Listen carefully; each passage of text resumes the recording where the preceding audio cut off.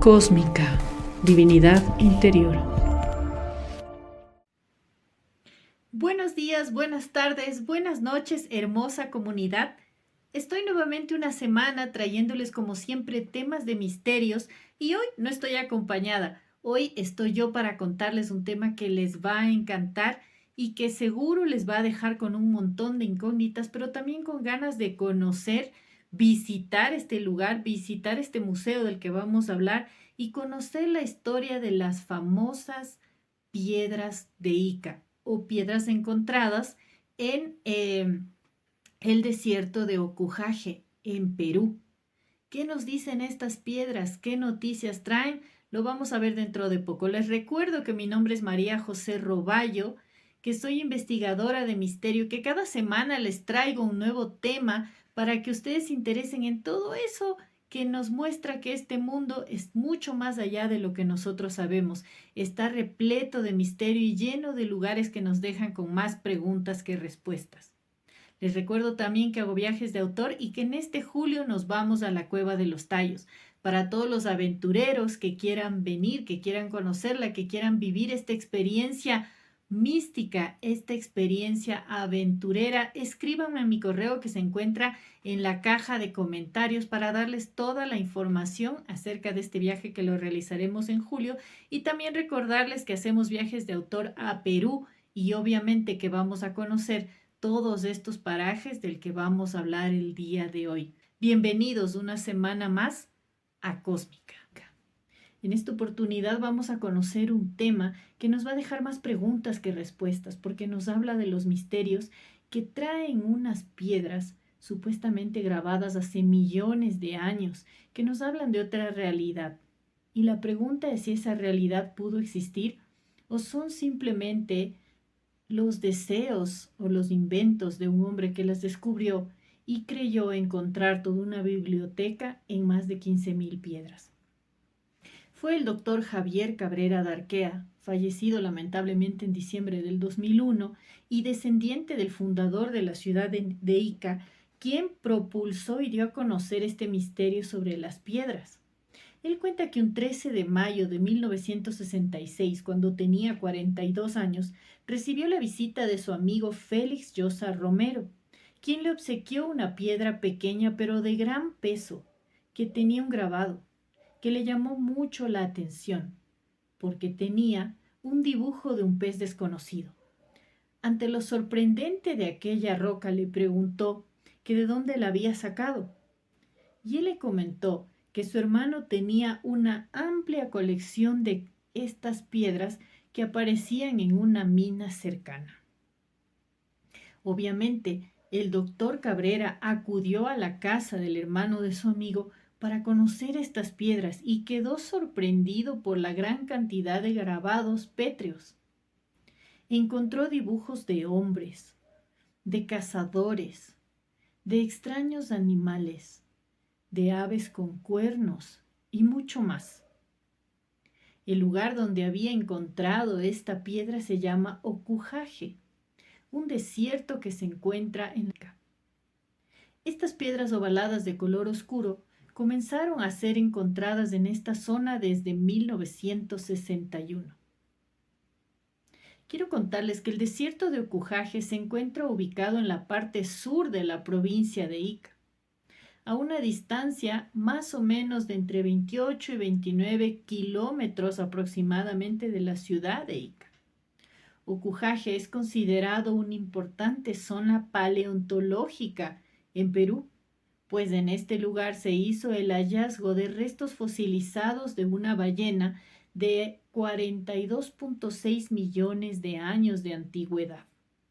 Este ejemplar tenía la habilidad de desplazarse tanto por tierra como por agua con mucha habilidad.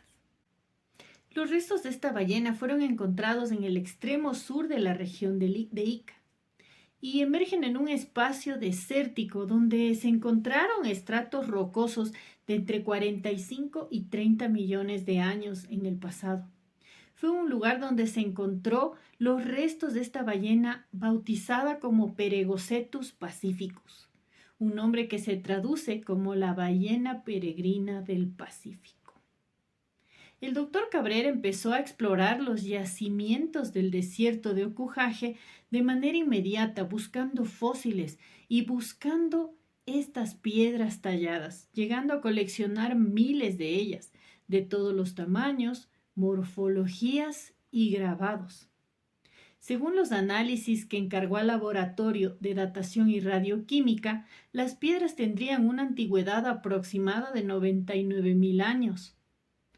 Cabrera descartó la posibilidad de que estas piedras puedan haber sido talladas por el pueblo inca, puesto que ellas vienen de periodos anteriores a la aparición de los incas en Perú y además porque las piedras reflejan un conocimiento y una tecnología que los incas no poseían. Estas piedras fueron bautizadas con el nombre de gliptolitos y fueron grabadas por la humanidad gliptolítica, según Darquea, creada por una raza superior que llegó de fuera de la Tierra desde algún lugar del universo. Al llegar esta raza a nuestro planeta y no encontrar vida inteligente, él dice que decidió crear la humanidad a partir del primate Nortocus, que se extinguió hace 50 millones de años. Sin lugar a duda, estas afirmaciones son afirmaciones muy valientes que él se atrevió a decir, además de valientes, insólitas, porque nos habla de seres venidos de otro mundo para crear vida inteligente en la Tierra. Parece imposible creer algo así, y por tanto la ciencia jamás ha reconocido la labor y las teorías del doctor Darquea. Pero vamos a conocer algunas curiosidades de las piedras de Ica. Por ejemplo, que hay más de 15.000 unidades en el Museo de Piedra Grabados de Ica, 50.000 repartidas en todo el mundo. Hay piedras con un peso entre 20 gramos y 500 kilogramos. Es decir, son de todos los tamaños y las formas. Son del tipo andesita y oxidados en la superficie. Estudios de carbono 14 realizados en el 2003 y solicitados por los investigadores españoles Félix Arena y María del Carmen Olázar datan la antigüedad de las piedras de entre 60.000 y 100.000 años. En el museo se dice también, porque este museo se encuentra en la ciudad de Ica y en este museo se pueden llegar a ver estas piedras y ahí comentan que hay un cuarto secreto donde el doctor Cabrera guardaba las piedras más controversiales, ya que en alguna de ellas se refleja una crucifixión y una cena con hombres gliptolíticos idéntica a la cena que pintó Leonardo da Vinci junto a otras representaciones que evidentemente están fuera de su tiempo, si es que vemos que son reales. Cuando se entra al Museo de Piedra Grabado de Ica, se ve uno abrumado con la cantidad de objetos y las clasificaciones distribuidas a lo largo de las diferentes estanterías y repisas que se agolpan en las instalaciones. Las piedras que más llaman la atención dentro de todo este museo pétreo son aquellas que al parecer muestran muy claramente las representaciones de cirugías de alto nivel, como operaciones de cerebro, trasplantes de estómago, operaciones de córnea y un montón de piedras más, donde se ven intervenciones quirúrgicas que no fueron descubiertas sino hasta muy avanzado el siglo XX e incluso el siglo XXI. Los grabados también muestran hombres muy grandes, con solo 4 dedos y sin pulgares. Hombres que hace miles de años desaparecieron. Si se trataban de piedras grabadas hace 99.000 años, ¿cómo es posible que esta supuesta cultura inteligente tuviera un tipo de conocimiento médico-científico? Dibujaban corazones de forma morfológica casi exacta, intervenciones en el cerebro, graficaban transfusiones de sangre, cesáreas, diferentes tipos de órganos, continentes ya desaparecidos, mapas, dinosaurios de hace 65 millones de años, además de incluir en los grabados canguros. ¿Canguros en América? Eso es algo que también ha llamado la atención. Sin embargo, no han sido pocas las personas que han apuntado a las posibilidades de que todo esto es un fraude. Por ejemplo, el investigador español Vicente París es uno de los expertos que señala que estas piedras son fraudulentas. Entre las pruebas que él presentó, dijo haber tomado micrografías donde se observan restos de pintura que sería de esta época y restos de material de lijar, es decir, las piedras hubieran estado hechas a base de lija. En los grabados de estas piedras solamente se muestran las especies conocidas de dinosaurios. Eso también es algo que le llamó la atención. Y cometen el error de mezclar especies que ocuparon diferentes periodos geológicos y lugares de la Tierra. Eso sin entrar con los errores morfológicos que presentaban algunos de estos animales. Lo que sí es curioso es que las piedras, por otro lado, en otros aspectos, muestran demasiada precisión en el tipo de grabados. Quizás se dice que algunas piedras pertenecieron realmente a alguna cultura anterior porque se ve que sus trazos son más toscos y sus representaciones también. Y que a raíz del éxito mediático que tuvo todo este movimiento del hallazgo de las piedras y la información que traían, se empezaron a hacer falsificaciones que permitían a muchas familias llevar el pan a la mesa. La pregunta es la siguiente: ¿alguien que no fuese médico podría dibujar en las piedras escenas quirúrgicas tan precisas?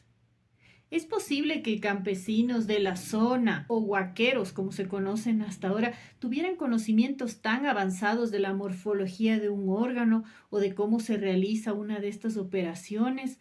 ¿O también, acaso, de la existencia de antiguos continentes?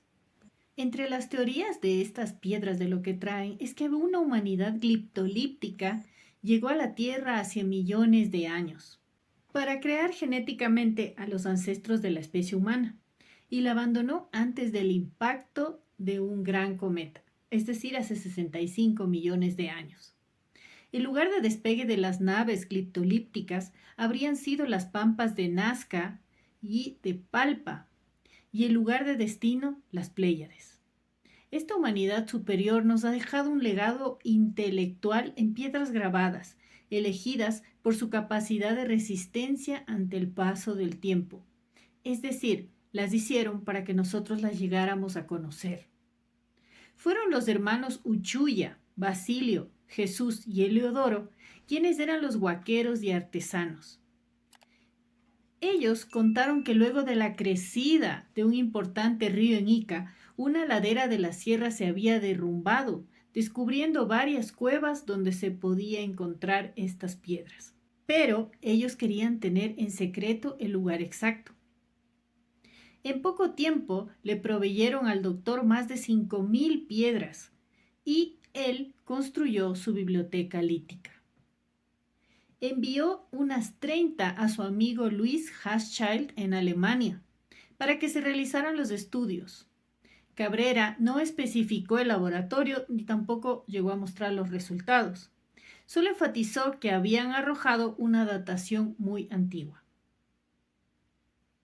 En 1971, el doctor Cabrera logró colocar las piedras de Ica en el foco de la atención de los medios de comunicación peruanos. Y no solo peruanos, sino también alrededor del mundo. Desde España llegaron a entrevistarle los investigadores Fernando Jiménez del Oso y JJ Benítez, Juan José Benítez, y hacia allí envió una de las piedras más voluminosas como regalo a la reina Sofía, que terminó adornando los jardines del Palacio de la Zarzuela en Madrid. Recibió también la visita de la reina Silvia de Suecia y de Suiza llegó Erich von Däniken para tomarse fotos con Cabrera y estas misteriosas piedras. Para este tiempo el tema se había transformado en una obsesión para Cabrera. Llegó a la conclusión que le faltaban piedras para tener todas las teorías, todo lo que él había deducido de manera completa. Había organizado las piedras en series temáticas y para entender el mensaje en su totalidad decía que tenía que tener todos los elementos de esta serie. Había que conseguir todas las piedras grabadas existentes. Llegó a tener por esta razón más de 11.000 piedras. Las ordenó en su casa museo de acuerdo a la serie a la que pertenecía. Las ordenó por astronomía, geografía, medicina, botánica, zoología y antropología. En 1975, la revista limeña mundial puso en duda la teoría sobre la humanidad gliptolítica, afirmando que las piedras eran fabricadas en los talleres de los artesanos. Para ese tiempo se vendían por millones en las calles a los turistas, incluyendo una nota a Basilio Uchuya, donde éste asumía la culpabilidad y al tiempo se retractaría diciendo que su confesión había sido para evitar que le acusaran de violar las leyes que protegían los restos arqueológicos. Ante tanta polémica y con el fin de dejar en claro su posición, el doctor Cabrera publicó en 1976 su libro El mensaje de las piedras grabadas de Ica. En este presentó sus estudios, el análisis y conclusiones sobre las piedras grabadas de Ica y se refirió a las declaraciones de los artesanos. Para Cabrera, algunas de las piedras que se vendían en la calle eran auténticas y las otras eran simplemente una cortina de humo para mantener en secreto el depósito de la humanidad gliptolítica. En 1977, la BBC de Londres, para un capítulo de la serie Los Senderos de los Dioses, envió al investigador Toni Morrison a entrevistar a Basilio Uchuya en Ica. Una vez más, el artesano confesó que él mismo fabricaba las piedras y fue filmado grabando una de ellas con un taladro de dentista. Luego, coció las piedras en un horno con estiércol de vaca.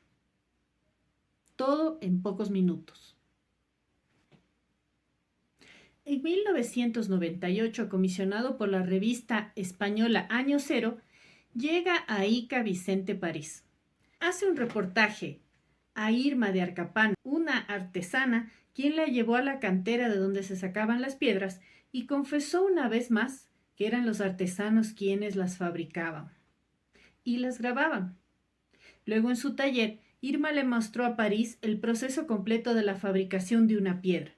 Primero se dibujaba el diseño en papel, luego se trazaba con lápiz en la piedra y a continuación se grababa el dibujo usando un pedazo de sierra. Esta primera parte del proceso no duraba más de 5 minutos. Finalmente, se sometía la piedra a un proceso de embetunado y quemado. El resultado final, según el reportero, era concluyente.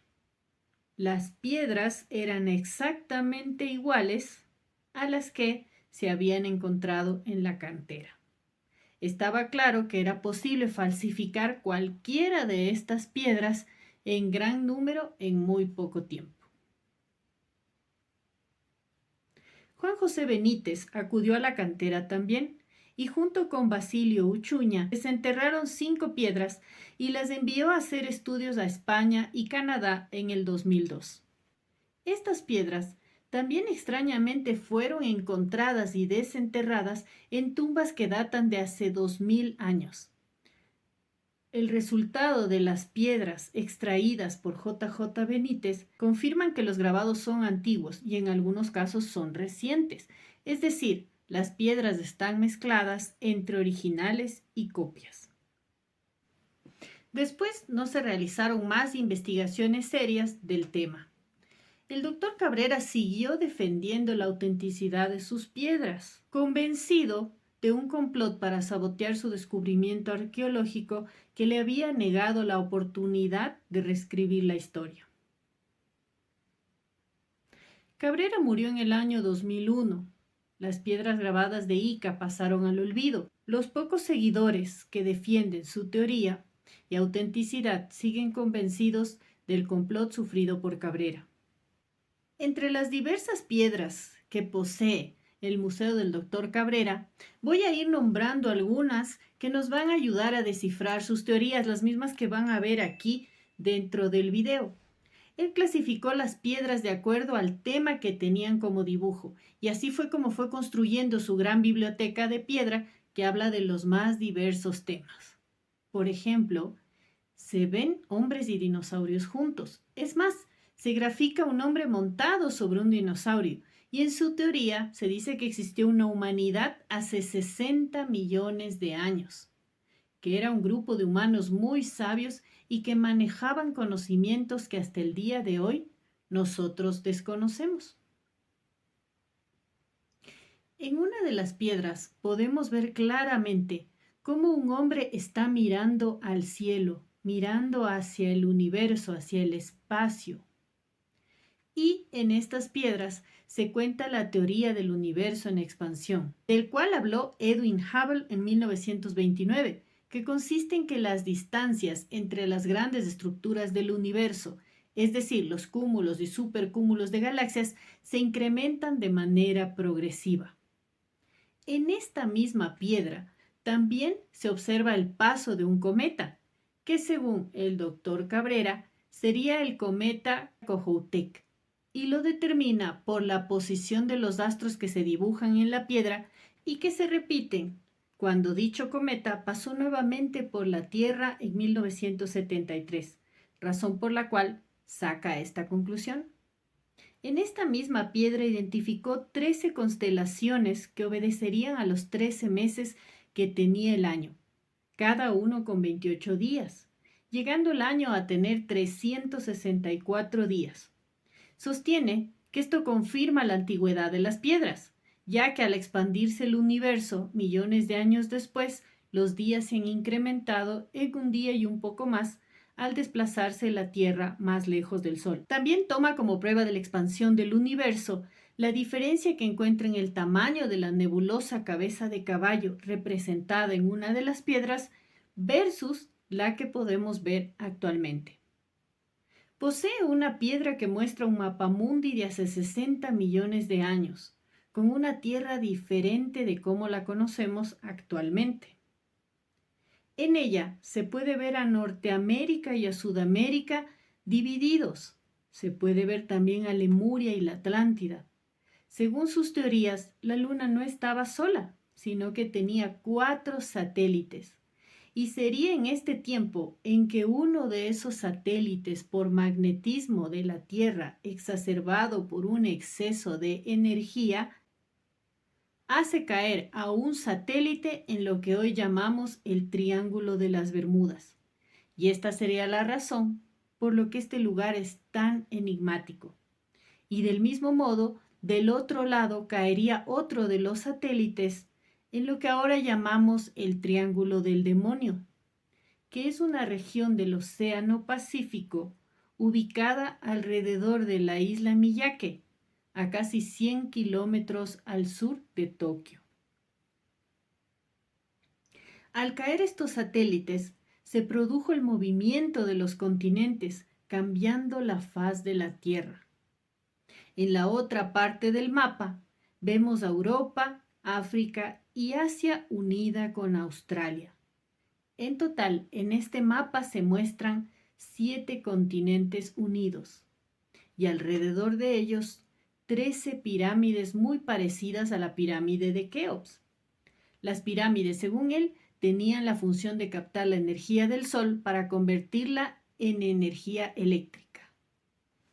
Estas 13 pirámides funcionaban como una gran central eléctrica que a su vez incrementaban la energía magnética de la Tierra.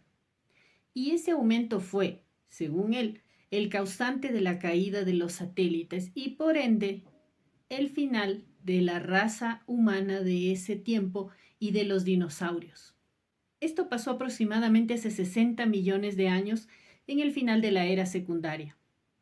Por este mismo cataclismo es que los mares se posicionaron en medio de los continentes y una gran lluvia inundó muchas partes de la Tierra, destruyendo civilizaciones enteras. Él nos cuenta que esto también está pasando ahora y que si el hombre no cambia su actual modo de vida, vamos hacia el mismo camino. Estamos provocando un cataclismo por el calentamiento global, obviamente por distintas razones. Pero él dice que las escrituras en estas piedras estaban puestas como un llamado al hombre actual a tratar de conservar el equilibrio en la tierra para que un nuevo cataclismo no suceda. Otra cosa que se encuentra grabada en estas piedras son una cantidad de plantas desconocidas e incluso llegamos a ver en algunas de ellas dragones. Los ancestros, es decir, la humanidad anterior que vivió en ese tiempo de la cual habla el doctor Cabrera, eran seres muy cognitivos y con características morfológicas un poco diferentes a los hombres actuales. Por ejemplo, sus cabezas eran más grandes, sus cuerpos eran alargados y solo contaban con 4 dedos, ya que en todas las piedras están dibujados sin pulgar. En esta gran biblioteca de piedra se grafican a los hombres junto a los dinosaurios y de hecho se muestra que ellos tenían muy clara la morfología y comportamiento de estos animales, ya que muestran su modo de vida y cómo tenían a sus crías. Entre otras de sus teorías, dice que los hombres manejaban instrumentos energéticos que se cargaban con su mismo cuerpo a través de su pelo y su piel y que con estos instrumentos cazaban a los animales, a los dinosaurios, seguros de dónde debían golpear para derrotar un animal tan grande y poderoso. En la representación del ser humano que encontramos en estas piedras estaban graficados no solamente 2 ojos en la cabeza de las personas, sino un tercer ojo que sería la glándula pineal, lugar por donde se metabolizaba la energía cósmica y el dominio del conocimiento. El hombre actual, según él, ha perdido estas características. Es más, él comenta que los niños de hecho nacen con esta glándula activa y con estas capacidades, pero gracias al modelo de crianza que manejamos, se va perdiendo con el tiempo. El ser humano antiguo del cual él habla, de este ser humano de hace 60 millones de años, era un ser humano superior en capacidad intelectual y energética. El hombre de la actualidad ha sufrido una metamorfosis, según él, no solamente física, sino también a nivel mental. Por otra parte, en las piedras también encontramos muchos ejemplos de prácticas de la medicina en ese tiempo. Muestran trasplantes de órganos, ya que el objetivo de ellos era alargar la vida de las personas, pero no para obtener más cosas, sino para obtener más conocimientos. Se ven gráficos con extracción de sangre, división de la misma y el aprovechamiento de lo que él llamaba era un suero extraído que tenía grandes propiedades. Él habla del descubrimiento de una hormona en la sangre de las mujeres embarazadas que evita el rechazo inmunológico. Y él dice que es de esta manera en que el propio cuerpo de la mujer evita el rechazo del feto cuando se encuentra embarazada, ya que él consideraba que el feto es un cuerpo extraño, ya que poseía el 50% de ADN de otra persona que no tenía nada que ver con la mujer embarazada, y que la misma naturaleza humana desarrolló esta hormona para que los niños puedan desarrollarse. Y esta hormona sería la clave para que un trasplante de órganos no sean rechazadas. En una de las piedras se ve un gráfico de cómo en un trasplante de corazón se coloca esta sustancia para que el nuevo corazón no sufra ningún rechazo. En la piedra se ve la participación de los hombres que operan a la persona, más una mujer embarazada donando su sangre. Según su investigación, la hormona antirrechazo se compone por C20, que es carbono el 20, hidrógeno 30 y oxígeno 2. Esto lo escribió en 1972 y en 1978 habló de la hormona anticáncer, que tenía una composición similar, y en una de las piedras se ve cómo se hace la extracción de un tumor maligno que representa un cáncer de seno a la mujer y a la vez que es retirado, se ve la colocación de esta hormona anticancerígena para que la enfermedad no progrese. Finalmente, también en las piedras encontramos el parto de las mujeres. Lo que trae esta biblioteca de piedras sigue siendo todo un enigma, porque nos cuenta cosas que no podemos saber si son reales, pero también es muy difícil entender que estos gráficos hayan sido hechos por huaqueros, por el nivel de complejidad y de todo lo que están mostrando. Este es un misterio que no sabremos a la larga si fue real o no, si él tenía razón o no. Probablemente en algún momento se vaya descubriendo esta hormona de la que él habla o hayan otros hechos que nos hagan pensar que todo esto pudo haber sido real o que simplemente parte de la imaginación de un hombre que consideró tener un conocimiento valiosísimo y importante en una biblioteca de piedra. Pero ¿qué es lo que ustedes piensan? Colóquenlo en los comentarios. Para terminar, quiero contarles que Okujaje es más que un desierto donde se encontraron las piedras de las que hemos hablado, porque allí también se encontraron varios geoglifos como los de Nazca. Y quiero contarles un poquito de lo que podemos ver ahí para que veamos la importancia de este lugar en Perú. El Cerro Okujaje es una colina de poca altura localizada en el kilómetro 334 de la Vía Panamericana Sur en el distrito de Okujaje, provincia y región de Ica. Ocupa una extensión estimada más o menos de 153 hectáreas y es un paisaje cultural y arqueológico porque ahí se descubrieron más de 10 geoglifos figurativos. Por un lado se encontraron dibujos de personas y animales que fueron grabados en sus laderas, en el lado suroeste. Y por el otro, restos de cerámica relacionadas con la alfarería del periodo Nazca temprano. Fueron dejados como parte de sus actividades de rituales que se hacían hace muchos años. Alrededor de esta loma se encuentran algunas piedras angulares y subangulares, las cuales llaman guijarros, que fueron usados para formar estos geoglifos a través de un único proceso constructivo, lo que llamamos ahora una técnica positiva. Es decir, consiste en poner pequeñas piedras grisáceas en los espacios del trazo donde se quiere acentuar la fisonomía de un personaje o un animal. Previamente, este animal debe haber sido delineado. De esta manera, se tiene una figura sólida que resulta sobresaliente. ¿Y cuál es la ventaja de hacer esto? Que se lo puede ver desde la altura. El material generalmente fue hecho con piedras que rodean la misma zona y a veces se ponían algunas otras en el interior de la figura. Por esta razón es que las figuras siempre se ven claras a pesar de que el entorno geológico sea un poco más grisáceo. Esa es como la técnica que se descubrió en estos cerros para ver de qué manera se hacían estos geoglifos.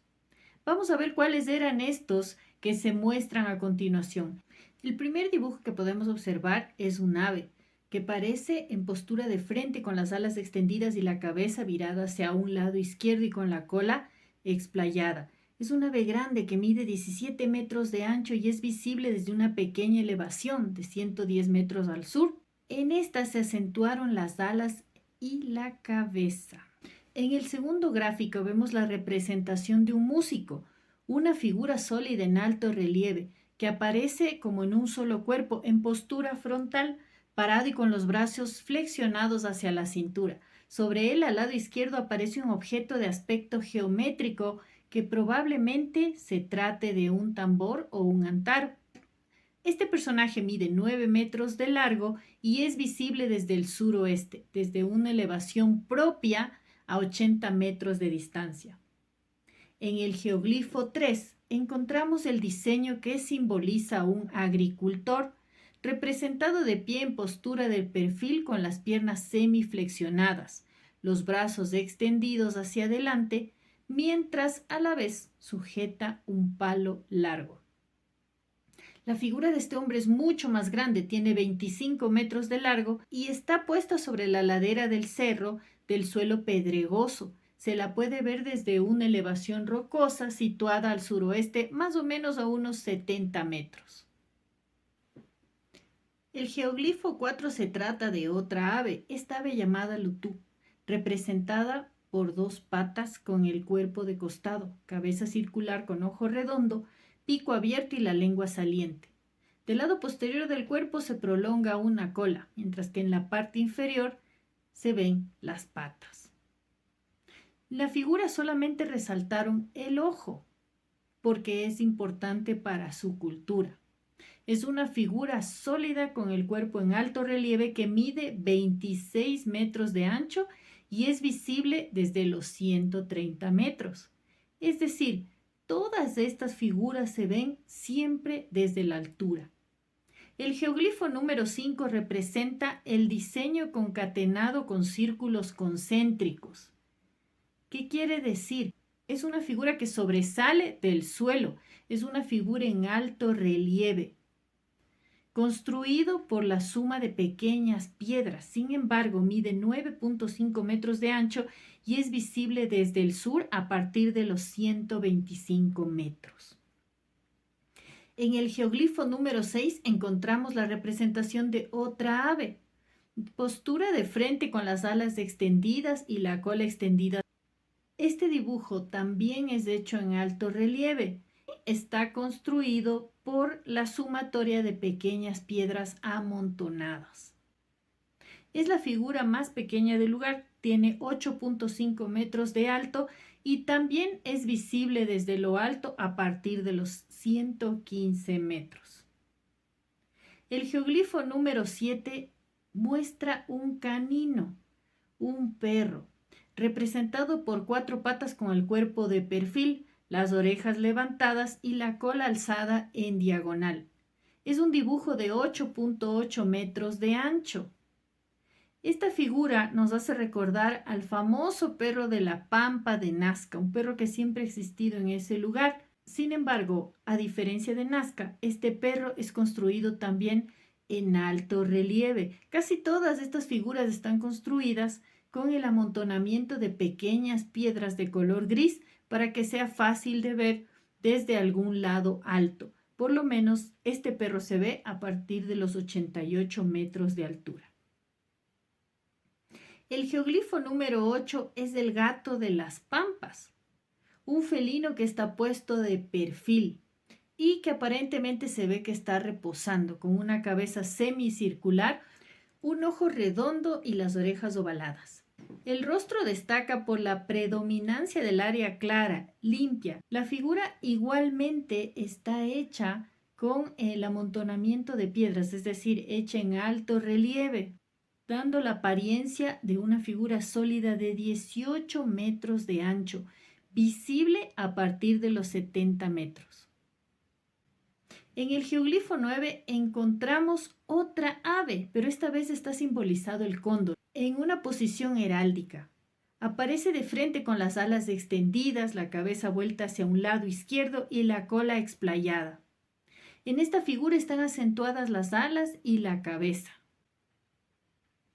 Está también hecha como una figura sólida en alto relieve y este cóndor tiene 45 metros de ancho y es visible por un lado a partir del fondo del valle o de una colina también a partir de los 140 metros de altura. Finalmente, como geoglifo 10 encontramos una figura zoomorfa, otra ave colocada de frente con las alas extendidas y una cola bifurcada. Lo particular de este diseño es que no se le puede distinguir la cabeza. No sabemos si se perdió por un corte del terreno o por acción de la naturaleza de siglos atrás. Sin embargo, el ave esta aparece notoriamente en un solo cuerpo, como una sombra sólida saliente del suelo y mide 13.5 metros de largo y se puede ver a partir de los 55 metros de alto. Como podemos ver, en realidad es un misterio todo lo que se encuentra en Nokuhage. no solo las piedras dibujadas, sino también estos geoglifos, que si bien no son tan avanzados como los de Nazca, nos hablan también de figuras enormes que se hacían para que alguien las pueda ver desde el cielo. ¿Para quién estaban dirigidas? ¿Para los dioses que los miraban desde arriba esperando que vuelvan, como dicen tantas teorías? ¿O simplemente eran una representación de los animales que ellos admiraban y que tenían a su alrededor? Nunca lo sabremos.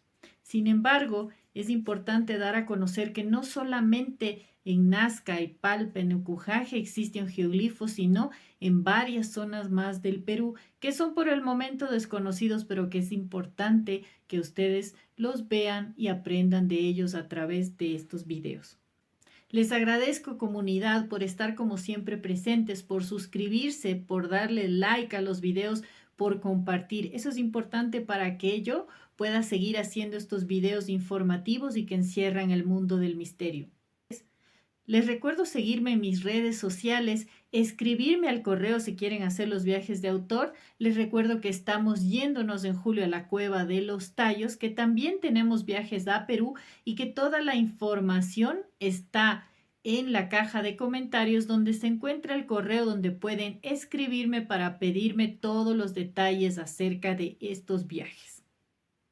Muchas gracias por compartir con nosotros. Yo soy María José Roballo y esto es Cósmica. Todos sus comentarios son bienvenidos, también sus sugerencias de nuevos temas o cualquier cosa que les gustaría decirnos y comunicarse conmigo. Un abrazo para todos y hasta la próxima semana.